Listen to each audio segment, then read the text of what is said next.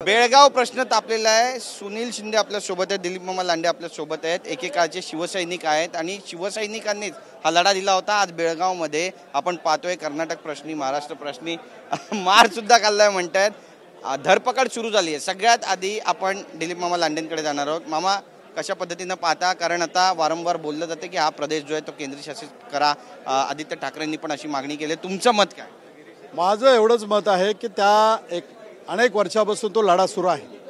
त्यामुळे मराठी माणसाच्या त्या भावना घेऊन महाराष्ट्र सरकारने केंद्र सरकारकडून त्या मराठी माणसाला त्यांच्या न्याय हक्कासाठी लढावं आणि त्यांना न्याय मिळवून द्यावा। न्याय मिळवून द्यावा असं म्हणतायत, तुम्हाला पटतंय? न्याय मिळवून देतील असं वाटतं? समस्त महाराष्ट्राच्या जनतेची ही इच्छा आहे की बेळगावच्या मराठी माणसाला न्याय मिळाला पाहिजे। मराठी माणसाला न्याय मिळाला पाहिजे, केवळ बोलून भागणार नाही। आज सभागृहामध्ये आमच्या पक्षाच्या आमदारांनी त्यासाठी सभात्याग केलेला आहे। माझं हेच तर म्हणणं आहे की केंद्रामध्ये आज शासन कोणाचं बसलेलं आहे, या राज्यावरती शासन कोणाचं बसलेलं आहे। जर खरोखर त्यांना न्याय द्यायचा असेल तर ह्याला लाथ मारा, त्याला लाथ मारा बनण्यापेक्षा आपलं शासन केंद्र शासनाला का त्या ठिकाणी नमवत नाही की तुम्ही तातडीनं त्या ठिकाणी बेळगावच्या कारवाई करा? सरकार कारवाई करत नाही। महाराष्ट्र सरकार हे केंद्राकडे जरूर या गोष्टीसाठी न्याय मागणार। आज यापूर्वी त्या समितीची बैठक कायम होत होती, कधी विरोध झाला नाही आहे, कुठल्या सरकारने विरोध केला नाही आहे।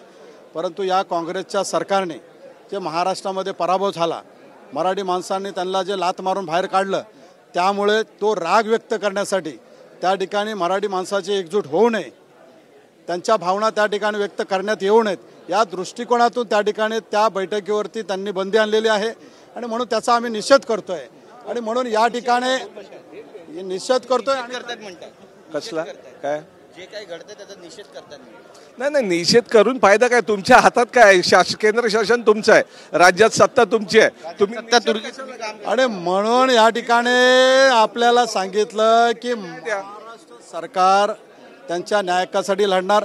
महाराष्ट्र सरकारमधले मंत्री, माझ्या पक्षाचे नेते, शिवसैनिक म्हणून तुमची भूमिका काय असणार आहे? आज शिवसैनिक म्हणूनच सांगतो ना, शिवसैनिक म्हणूनच आदरणीय एकनाथ शिंदे साहेब जाणार आहेत ना, याच्या पूर्वी गेले होते ना, याच्या पूर्वी समितीच्या बैठकीला जाणार, समितीच्या बैठकीला जाणार म्हणते।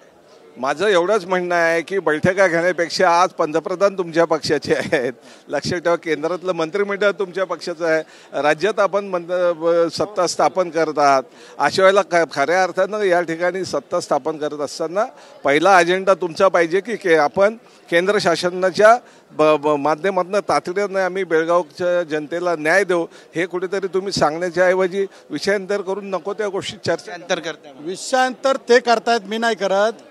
त्यांची जर अपेक्षा एवढी झटपट असेल तर त्यांच्याकडे पण सरकार होतं ना 95 बसून, त्यावेळे पण ते युतीमध्येच होते ना, मग त्यावेळे त्यांनी का नाही हा प्रश्न मांडला?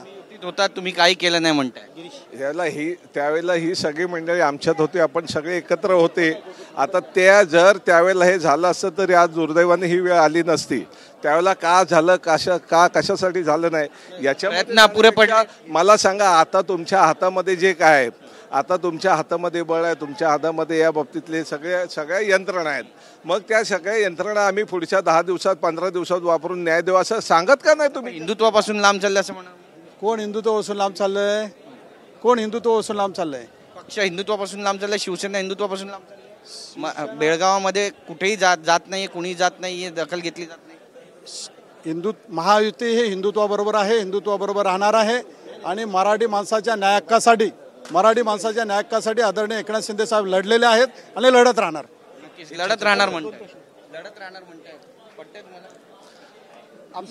त्यांनी लढत राहावं, आम्ही त्या ठिकाणी बेळगावच्या जनतेला न्याय देऊ। आमच्याशी बोलल्याबद्दल कॅमेरा पर्सन खंडूराजचा गिरीश गायकवाड, TV9 मराठी, मुंबई।